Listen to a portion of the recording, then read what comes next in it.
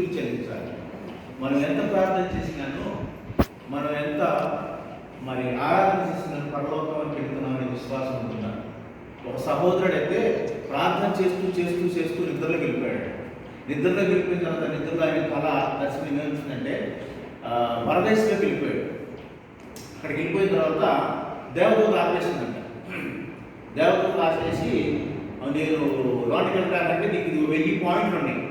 ఈ 1000 పాయింట్లు వచ్చిన వాళ్ళు మాత్రమే మీరు లోనికి పరదేశంలోకి వెళ్ళడానికి అవకాశం ఉంది. లేకపోతే కష్టం. అంటే ఏంటి అంటే మీరు చెప్పండి, మీరు ఏమేమి పనులు చేశారు దేవుని గురించి, దాన్ని బట్టి నేను ర్యాంకింగ్ ఇస్తానని. అయితే ఆయన చెప్తాడు, నేను పొద్దున్నే లేచేసి ప్రార్థన చేసేవాడిని, వాక్యం చదివేవాడిని, దశంభాగాలు ఇచ్చేవాడిని, మరి చర్చి దగ్గరికి వెళ్ళి చర్చి ఉంచేవాడిని, ఇవన్నీ పనులు చేసేవాడిని. అంటే ఎన్ని పనులు చేసేది మంచిది, దానికి కాదు నీకు ఓన్లీ 1 పాయింట్, ఒక పాయింట్ ఇస్తున్నాను. అదే కాదు, నేను క్రిస్మస్ వచ్చిందంటే ఉదయం మొదలుకొని సాయంత్రం వరకు ఆ క్రిస్మస్ వేడుకల్లోనూ, పాటల్లోనూ, స్క్రిప్ట్లోనూ సహాయం చేసి, మరి భోజనాలు ఏర్పాటు చేయడంలో సహాయం చేసి, మరి మాస్టర్ గారికి కూడా ఎంతో నేను మరి తోడుగా ఉండి అసోసియేట్ చేస్తుండేవాడిని. ఇంకా అనేక గృహాలకు వెళ్ళిపోయి మేము క్రిస్మస్ కేరళ సర్వీస్లో పాల్గొనేవాడు. ఎన్నో గొప్ప కార్యాలు చేసాం దేవుని గురించి. అంటే ఇవన్నీ ఇంతే కదా చేసింది, మంచిదే దేవుని గురించి చేసావు, దానికి మరొక పాయింట్ అన్నాడు. ఇంకా ఈ విధంగా వెళ్తే ఎన్ని పాయింట్లు రావాలి? 1000 పాయింట్లు వస్తే కానీ లోనికి వెళ్ళాలి. ఈ విధంగా అయితే ఎవరు నోబడీ కెన్ ఎంటర్ ద హెవెన్లోకి వెళ్ళలేము. కానీ ఆయన ఏమంటాడంటే except the God's grace only one can enter the heaven అంటాడు. Except the grace of God only one can enter, otherwise nobody can enter అన్నాడు. ఆ మాట ఎప్పుడైతే అన్నాడో గేట్లు తెరుచుకున్నాయన్న. గేట్లు తెరుచుకుని ఆయన హెవెన్లోకి వెళ్ళాడు. అప్పుడు ఆయన వెలుకొచ్చి చూస్తే, అమ్మో మనం ఇన్ని పనులు చేస్తున్నామే, ఆ ఇన్నికి దేవుని గురించి పరుగులెడుతున్నామే, కానీ ఆయన యొక్క గ్రేస్, ఆయన యొక్క కృప, ఆయన యొక్క దయలేందే మనము హెవెన్లోకి వెళ్ళలేదు. కానీ 2024లో మనము మర్చిపోని ఉన్నాయి. Don't forget his grace. ఆయన కృపను మనం మర్చిపోకూడదు. ఆయన చేసిన మేళ్ళని మనం మర్చిపోకూడదు. ఆయన చేసినటువంటి ఉపకారం మనం మర్చిపోకూడదు. Don't forget his grace. ఆయన గ్రేస్ కానీ ఆయన వీటిని కానీ మనం మర్చిపోకుండా ఉండాలంటే కొన్ని రీజన్స్ ఉన్నాయి. కొన్ని రీజన్స్ మనం చూస్తే ద్వితీయోపదేశకాండంలో చూసిన ద్వితీయోపదేశకాండం 6వ అధ్యాయము 8వ అధ్యాయంలో 4-5 వచనాలు చూసుకుందాము. ఎక్కువ సమయం తీసుకోను. Reasons for remembering the providence. ఇక్కడ 4 పీల గురించి, his providence, his presence, his provisions, his protection. ఆయన యొక్క ఏంటండి, ఆయన యొక్క మరి సన్నిధి, ఆయన యొక్క ముందు చూపు, ఆయన యొక్క ప్రొటెక్షన్ అంటే కాపుదల, ఆయన యొక్క ప్రొవిజన్, ఆయన నిబంధన, ఇవి మనం గుర్తు చేసుకోవాలి. మరి ఆనాడు ఈజిప్ట్ నుంచి ఇజ్రాయేల్ని మోషే గారు తీసుకొస్తారు. మోషే గారు తీసుకొచ్చినప్పుడు ఎర్ర సముద్రం దగ్గరికి వచ్చినప్పుడు ఇటు నుంచి 600 రథాలు వస్తాయి ఫరోకి. ముందు మరి ఎర్ర సముద్రం. వాళ్ళు అంటారు కదా, అనుకుంటారు, ఏమయ్యా మోషే, అక్కడ ఈజిప్ట్లో సమాధులు లేకనా మమ్మల్ని ఇక్కడ తీసుకొచ్చావు, ఇక్కడ ఎక్కడ పెడతావు అనుకోండి. ఆయన ఏంటంటే మన దేవుడు ఎంత గొప్పవాడంటే ఎర్ర సముద్రంలోనే మార్గం ఏర్పాటు చేసినటువంటి వాడు. మన జీవితంలో అనేకమైనటువంటి ఇబ్బందులు, బాధలు, దుఃఖాలు వచ్చినా కానీ దానికి ఒక మార్గం అనేది ఏర్పాటు చేస్తాడు. ఆయన 40 సంవత్సరాలు అరణ్యంలో మార్గం ఏర్పాటు చేశాడు. ఆయన ఎడారిలో మార్గం ఏర్పాటు చేశాడు. దాన్ని చూపిస్తాడు మనకి. ఆయన దాన్ని చూపించే దేవుడు. ఆయన మరి యోహాను సువార్తలో అంటాడు కదా, నేనే మార్గము, నేనే సత్యము, నేనే జీవము. ఆయన నమ్ముకుంటే, ఆయన పాదాలు పట్టుకుంటే ఆయన మార్గం చూపిస్తాడు మనకి. ఎందుగాను ద్వితీయోపదేశకాండం చూడండి ఒకసారి 6వ అధ్యాయము 12వ వచనంలో,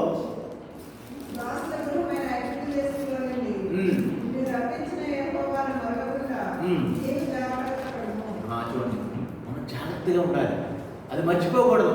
ఎక్కడ బానిసత్వంలో ఉడికిపోతున్నారు వాళ్ళు పెట్టిన మొరలు మరి యెహోవా దేవుడు సన్నిధికి వెళ్ళిందంట. మొరలు వెళ్ళి ఆయనకి మొరపెట్టుకున్నాయంట. అంత బానిసత్వం నుంచి మరి వాళ్ళని విడిపించి తీసుకొచ్చినటువంటి ఆ దేవుడిని మనం ఎలా మర్చిపోతామని? Don't forget his benefits, don't forget his providence.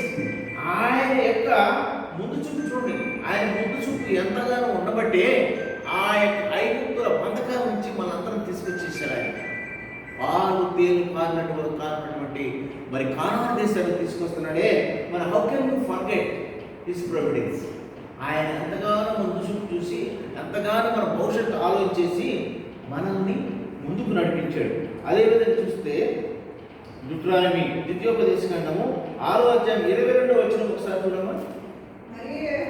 మరియు యెహోవా ఐగుప్తు మీదను ఫరో మీదను అతని ఇంటి వారందరి మీదను బాధాకరములైన గొప్ప సూచక్రియలను అద్భుతములను మన కన్నుల ఎదుట కనపరిచి తాను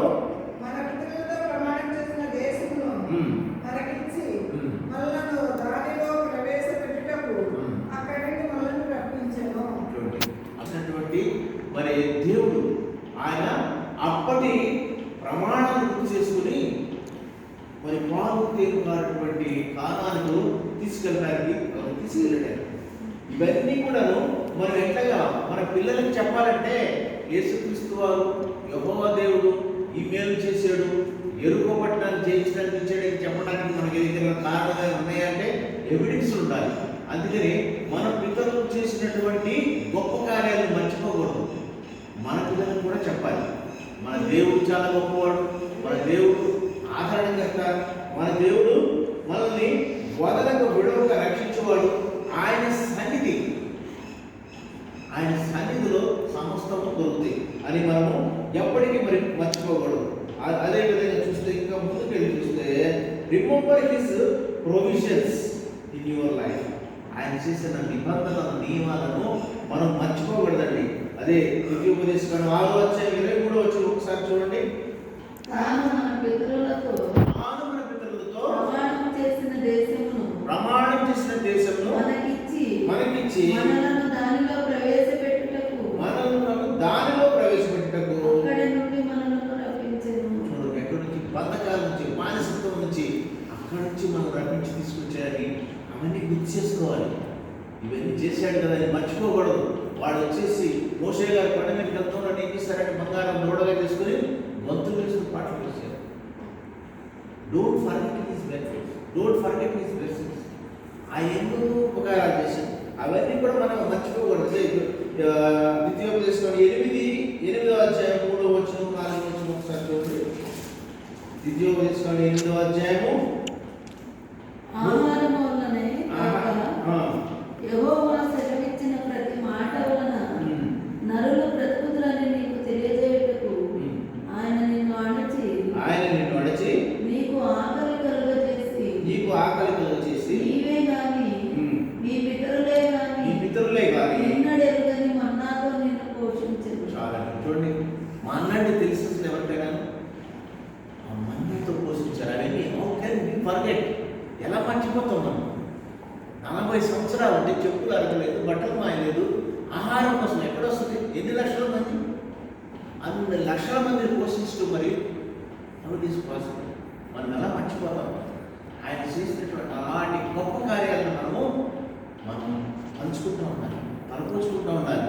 ఈ కొత్త సంవత్సరంలో జరిగిపోయిన దాన్ని సాక్ష్యం చెప్పారు చాలా సంతోషం. ప్రతి చిన్న విషయానికి సరే దేవునికి కృతజ్ఞత కలిగి ఉండాలి, దేవుని స్తుతిస్తూ ఉండాలి.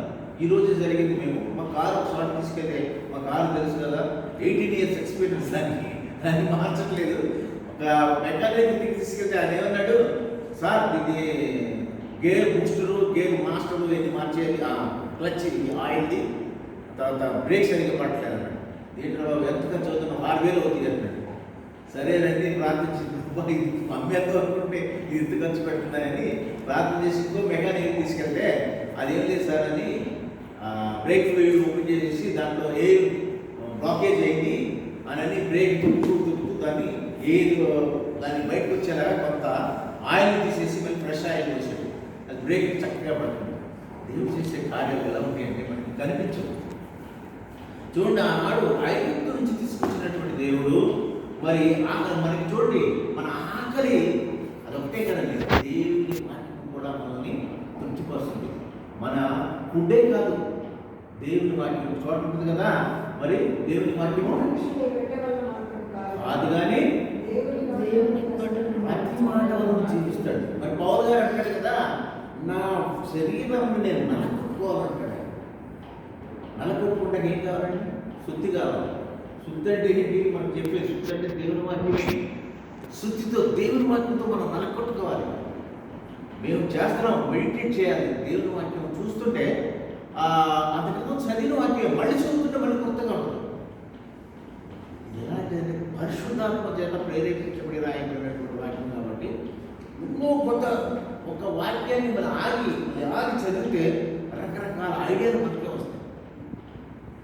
మేము ఇప్పుడు కూడా దేవుడు ఎదగాలని ఆశపడుతూ చదువుతున్నాం కాబట్టి మాకు అర్థమవుతుంది.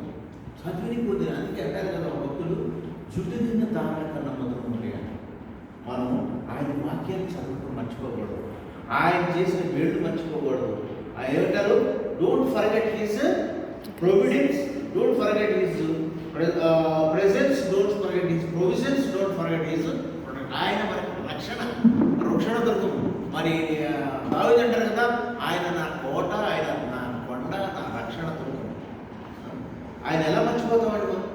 మనం మర్చిపోతే మనం ఆయనకి చాలా మరి పాపం చేసిన వాళ్ళు అవుతాం. 6:24 ఒకసారి చూడమ్మా, ఎక్కువ చేయవద్దు.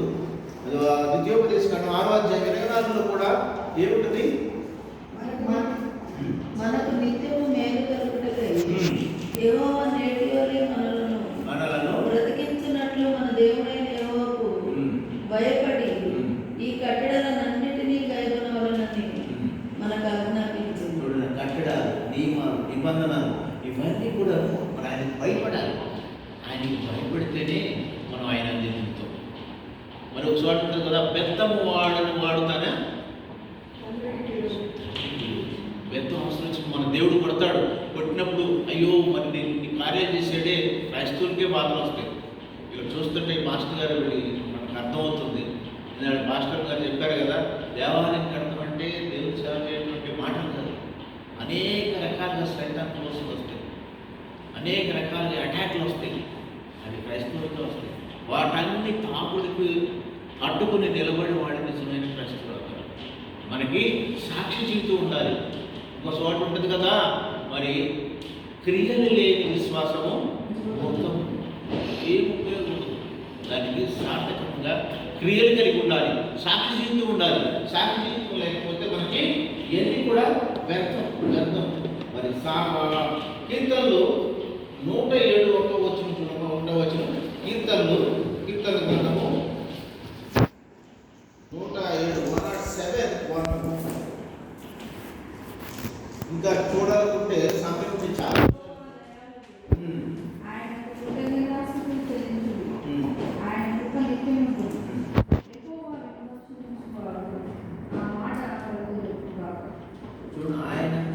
చూడు, ఆయన కృపలైందే మనం ఏం చేయలేదు. His grace is sufficient. ఆయన దయాళు, కృపామయుడు. ఆయన మరి మనం చెప్తారు కదా, యెషయా 9:6 ఉంటుంది, ఆయన ఆలోచనకర్త, ఆశ్చర్యకరుడు, బలవంతుడు దేవుడు, నిత్యుడు తండ్రి, మరి సమాధాన అధిపతి. చూడండి ఎన్ని పేర్లు ఉన్నాయి. ఆయన కృపాసంపన్నుడు. ఆయన ఆసక్తి మరి యేసుక్రీస్తు వారి దగ్గర పాదాల దగ్గర కూర్చొని నేర్చుకున్న మరియమ్మ చూడండి. ఆయన పాదాల దగ్గరికి పోతే చింతలు దొరుకుతాయి, ఆయన పాదాల దగ్గరికి పోతే జబ్బులు ఎదిరిపోతాయి, ఆయన పాదాల దగ్గరికి వస్తే సమస్త సమస్యలకు మార్గం.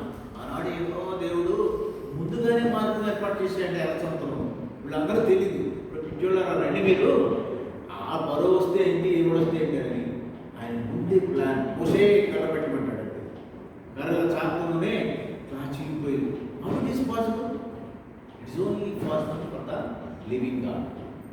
ఆరిన నేలను నడిచారనమాట. ఎంత ఆశ్చర్యం!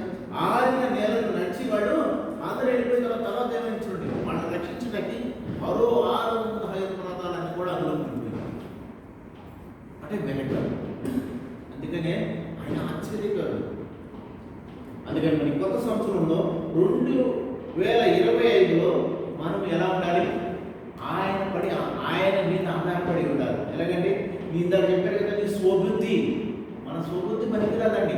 మన స్వబుద్ధి ఉంటే దానికి ఉండదు. ఒకసారి చూడండి, సామెతలు 3వ అధ్యాయము 5వ వచనం 6వ వచనం. సామెతలు, నీ స్వబుద్ధిని ఆధారం చేసుకుని చేసుకొనక నీ పూర్ణ ఉదయంతోనూ యెహోవా యందు నమ్మకం.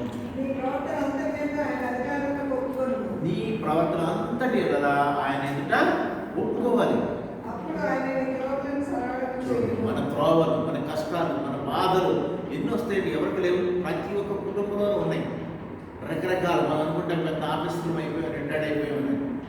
రిటైర్డ్ అయిపోయిన పిల్లలు, వారి పిల్లలు, వాళ్ళు చెప్పారు కదా రూబీ.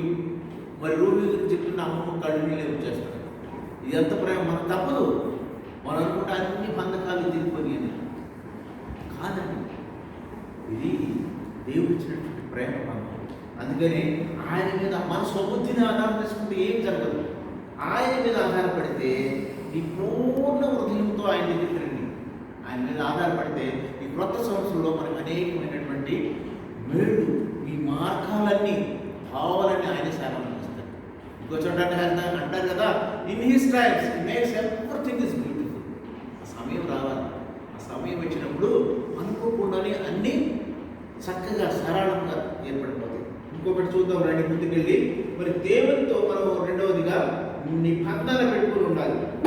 ఎలాంటిదంటే మన జీవితాంతం కూడా ఆయనతో ఉండేలాగా.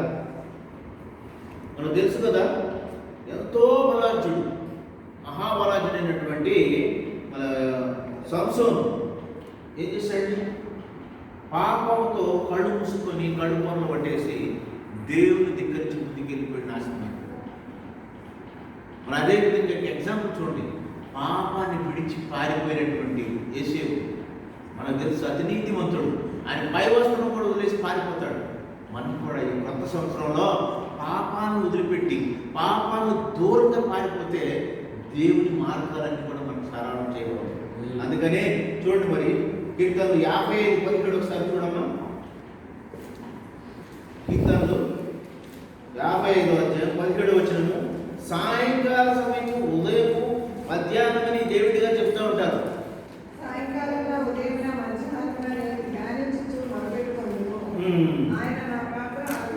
చూడండి, ఎప్పుడు ఆయన ముమ్మారు చేస్తాడు. మనం ముమ్మారు భోజనం చేస్తాం కదా, ముమ్మారు భోజనం చేస్తాడు. ఆయన ముమ్మారు మనం ప్రార్థన చేస్తున్నామా?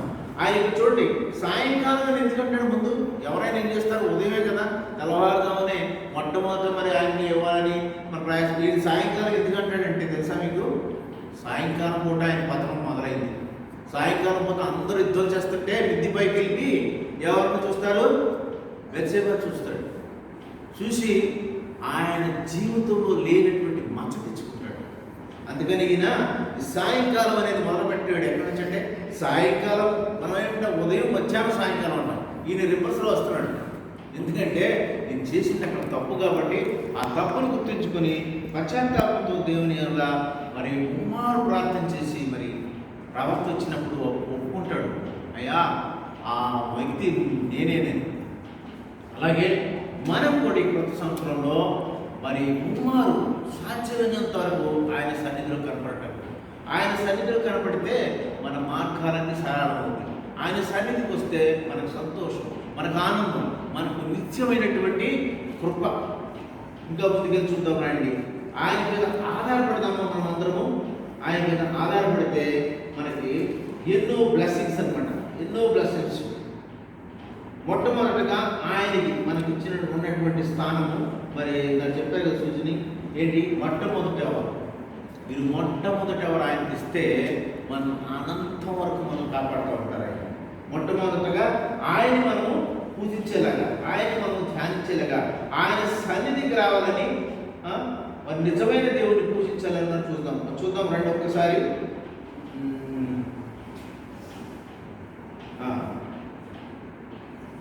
2వ తిమోతి 2వ అధ్యాయము 22. అన్ని రెండులేనండి. 2 తిమోతి 2వ అధ్యాయం 22. ఇది విక్టరీ వర్డ్ అంటారు. ఇది చూడండి ఒకసారి చూడండి. పాపము నుండి పారిపోమని పవిత్ర హృదయములై ప్రభువును ఎరిగిన వారితో ఉండమంటారు. పవిత్ర హృదయులైన ప్రభువును ప్రార్థించే వారిలో కూడా నీతిని, విశ్వాసమును, దయను, సమాధానమును వెంటాడు. నీతి, సమాధానం ఎన్ని వెంటాడతాయండి? కానీ పాపం దాని నుంచి మనం ఈ కొత్త సంవత్సరంలో పారిపోవడానికి ప్రయత్నిద్దాం.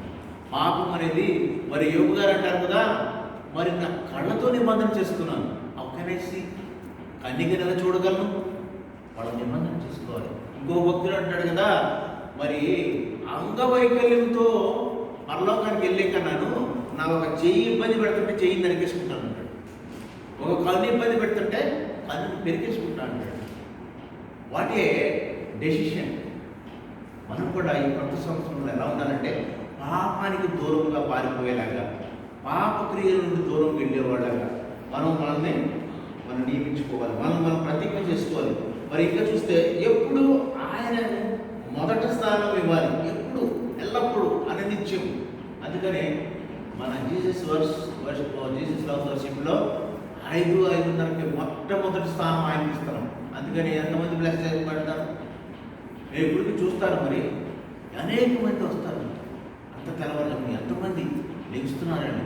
మరి చూడండి, మరి దానికి మరి ఎంత బ్లెస్సింగ్స్ ఉంటాయి.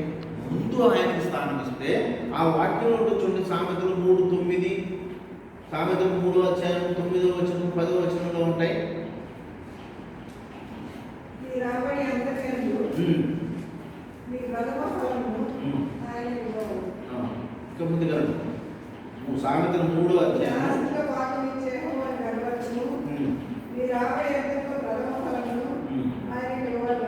ప్రథమ ఫలం చూడండి, మొట్టమొదటిసారిగా. అంతక్రితం కూడాను మాకు శాలరీ వస్తుందని పండిపిస్తే ఫస్ట్ దేవుడిగా తీసేది. ఈ దేవుడికి ఫస్ట్ది ఇది ఏంటంటే దేవుడు చూస్తాడు. అట్లాగే ప్రథమ ఫలాలు మొట్టమొదటి మా ఊర్లో కూడా చర్చ్ ఉంది. మా పంట పొలాల్లో పండి అనుకోండి, ఫస్ట్ బస్తా తీసుకొచ్చి ఫాస్ట్ గారికి ఇస్తారు. ఈ బస్తా ఇది ఇవ్వాలి. పప్పులు కొట్టితే ఫస్ట్ ఇది, ఇంటి దగ్గర సొరకాయ పడితే సొరకాయ ఫస్ట్ది. ప్రథమ ఫలాలు మొట్టమొదటిగా ఇది మనకి లైవ్ ఎగ్జాంపుల్ ఉంది. ఏలీ గారు ఎక్కడికి వెళ్తారు? సారెపల్లి దూరాల దగ్గరికి వెళ్తారు. అప్పుడు అయ్యా నాకేం లేదు, కొంచెం పిండి కొంచెం నూనె ఉందంటే, అమ్మా మొట్టమొదటి అప్పం నాకు తీసుకురామంటాడు. మొట్టమొదటి దేవుడికి ఇస్తే ఆయన యొక్క బ్లెస్సింగ్స్ నిండిపోతాయి. చూడండి, తర్వాత కుండలు నిండా నూనె పిండి. అందుకని మొదట ఆయనకి మనం స్నానం ఇస్తున్నాం, మొదట ఆయనకి మనం ఇంపార్టెన్స్ ఇస్తున్నాం, మొదటి ఆయన్ని ధ్యానిస్తున్నాం. మనం మొదటి అవర్లో మనం ఆయన స్థుతిస్తే, ఆయన ఆరాధిస్తే, ఆయన గనపరిస్తే ఆయన యొక్క మెండైన ఆశీర్వాదం కొమ్మరిస్తాడు. ఈ కొత్త సంవత్సరంలో మరి ఆయన పాదాలు వదలకుండా మొట్టమొదటిగా ఆయనకి స్నానం ఇస్తున్నామా? ఇవ్వగలమా? ఆయనకి స్నానం ఇచ్చేసి మీరు కూడా రెవల్యూషన్ తీసుకొని ఒక మంచి రిజల్యూషన్, నేను కూడా వాక్యం చదవాలి, వాక్యం చదివి మరి వాక్యము ఒక భక్తుడైతే మరి ఎవరు లేకపోతే అడవిలోకి వెళ్ళిపోయి చెట్లు చెప్పేవాడు. ఎవరికైనా కానీ చెప్పాలని ఆశ. అప్పుడు చెట్లు చెప్తుంటే ఎవరో ఒకటి విని వచ్చాట, అయ్యా మీ వాక్యం నేను మారిపోయానయ్యా, అట్లా ఎవరైనా వింటారేమో ఆశ. మనకి ఇప్పుడు వరకు చదివాము, ఇప్పుడు వరకు నేర్చుకున్నాం, ఇది ఎవరికైనా మనం అనువదిస్తున్నాము, ఎవరికైనా పంచుతున్నాము. అయినా మన వాక్యము నేర్చుకుంటే కాదు, నేర్చుకున్న తర్వాత మనము అక్కడితో అయిపోదు మన పని. తెలియని వారికి చెప్పాలి. ఎంతోమంది తెలియని వాళ్ళు ఉన్నారు, ఎంతోమందికి వాక్యం తెలియదు, ఎంతోమందికి యేసుక్రీస్తు జీవం గల దేవుడు అంటే తెలియదు. ఇంకా ముందుగా చూస్తే ఇంకా చూడండి, వాక్యం అనునిత్యము దేవుని వాక్యం దేవునితో సన్నిధిలో ఉంటుంది. మా మనవరాలు అంటుంది కదా, ఏంటి నాన్నకు ఎప్పుడు చదువుతూ ఉంటుంది బైబిల్, ఆమెకు ఎప్పుడు ఆమెకు అది ఇష్టం అమ్మ అంటే, అవునా నాకు ఇష్టమైన అంటారు. వెళ్ళిపోయి ఇవి కూడా కూర్చుంటుంది అక్కడ. అనునిత్యం చూడండి, అనునిత్యము ఆయన వాక్యం ధ్యానిస్తే మనకి ఆశీర్వాదం. ఆయనతో ఉంటే మనకి చూడండి, కీర్తనలో 119:11 అధ్యాయంలో మీ హృదయంలో మీ వాక్యమును ముద్రించుకోమంటాడు ఆయన. మన హృదయమును ముద్రించుకోవాలి. ఆనాడు మరి చూడండి, పాత నిబంధన కాలంలో మరి బైబిల్ లేదు. ఎవరైనా ప్రవక్తలు మంచి మాటలు చెప్తే ఆయే హృదయంలో మైండ్లో రాసుకున్నాడు.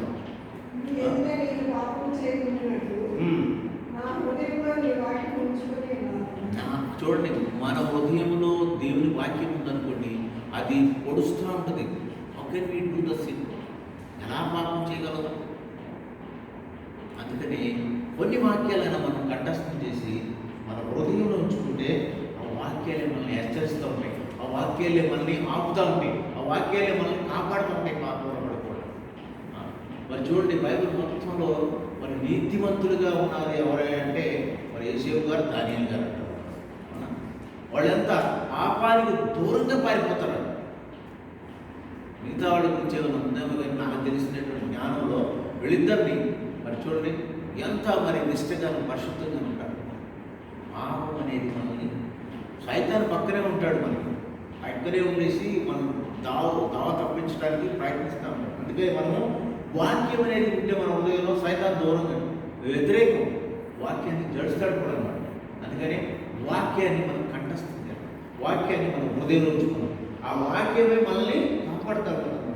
అదేవిధంగా కొంచెం ముందుకెళ్ళి చూస్తే చూడండి, ఒకసారి మనం వాక్యాన్ని దివారాత్రులు ధ్యానం చేయాలన్నది కీర్తనలు 1వ అధ్యాయం 1వ వచనంలో చూడమ్మా. దివారాత్రులు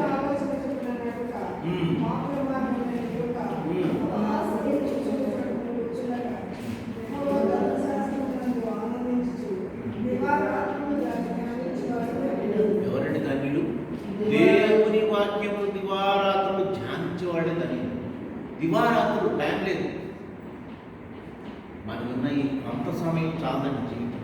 దివారాత్రులు మనకి ఎందుకు 24 గంటలు ఉన్నాయి, 24 గంటల్లో 2.5 గంటలు ఇవ్వగలుగుతున్నావా? ఎక్కడ మన పర్సనల్ పనులు ఏదైనా వదులుకుంటున్నావా? మంచిదైంది మనం తెల్లవారుదాము లేచి బైబిల్ చదివి బైబిల్ మనం చేయడం కొంతైనా సమయం దేవునికి ఇవ్వగలుగుతాం. అందుకని మీరందరూ కూడా సాధ్యమైతే సౌఖ్యమైతే మీరు కూడా ప్రతిజ్ఞ చేసుకోండి, ఈ క్రొత్త సంవత్సరంలో దేవుని వాక్యము సాధ్యమైనంత సమయం దొరికినప్పుడల్లా చదువుతారు. దివారాత్రులు దేవుని వాక్యం ధ్యానించేవారు ధన్యులు. అంతకని ఇంకా ధన్యత ఏం కావాలండి? అంతకని ఇంకా కొలసి 3:16 కూడా చూడండి. కొలసి పత్రిక 3వ అధ్యాయం 16వ వచనంలో కూడా చక్కని మాటలు చెప్తాడు. ఏంటంటే పరిశుద్ధాత్మ మీ పైకి వస్తుందన్న మనం చదివినప్పుడు మీరు అప్పుడు చదవండి, ధ్యానించండి, పరిశుద్ధాత్మ ఆటోమేటిక్గా మన పైకి వచ్చేస్తుంది. కొలసి 3:16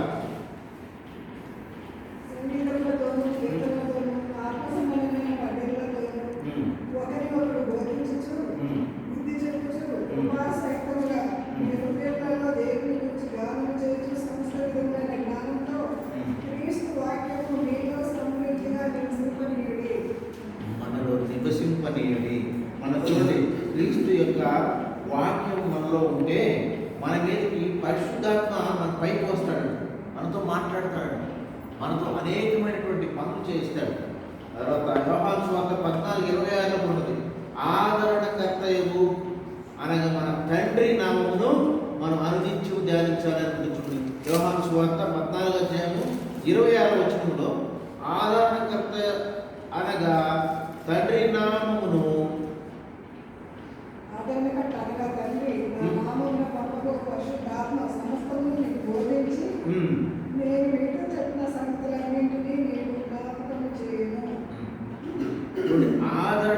యొక్క తండ్రి నామం మనం పరిశుద్ధపరచాలంటే ఆయన ఇచ్చినటువంటి పరిశుద్ధ గ్రంథం అనునిత్యం దివారాత్రులు ధ్యానిస్తూ మరి మనం ఆయన యొక్క పరిపూర్ణమైనటువంటి ప్రేమను పొందాలి.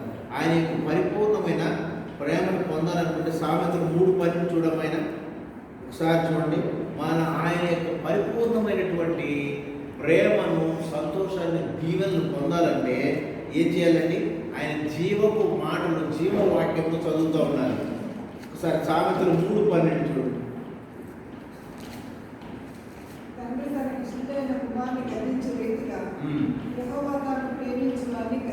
చూడండి, మనకి ఈనాడు కష్టం వచ్చిందంటే, బాధ వచ్చిందంటే, ఇబ్బంది వచ్చిందని అనుకోవద్దు. ఆయన ఎక్కువగా ప్రేమించే వారినే ఆయన గద్దిస్తూ ఉంటాడు. ఆయన ప్రేమ ఎలాంటిదంటే అగాపే ప్రేమ. ఆమె పరిపూర్ణమైన ప్రేమ పొందాలంటే ఆయనకి గద్దింపుకు లోపడిన వాడు ఇంకా అధికంగా ప్రేమించబడతాడు. ఈ కొత్త సంవత్సరంలో మనం దేవుని సన్నిధిలో కొన్ని నిబంధనలు, కొన్ని వాగ్దానాలు తీసుకుని ఈ యొక్క దేవుని మాటలు, దేవుని వాక్యము అనునిత్యము ధ్యానిద్దామా, నివారాత్రులు ధ్యానిద్దామా, దేవుని ప్రేమ పొందుదామా, దేవుడి పాదాలు పెట్టుకుందామా? ఈ కొన్ని మాటలు దేవుడు దీవించిన కాదు.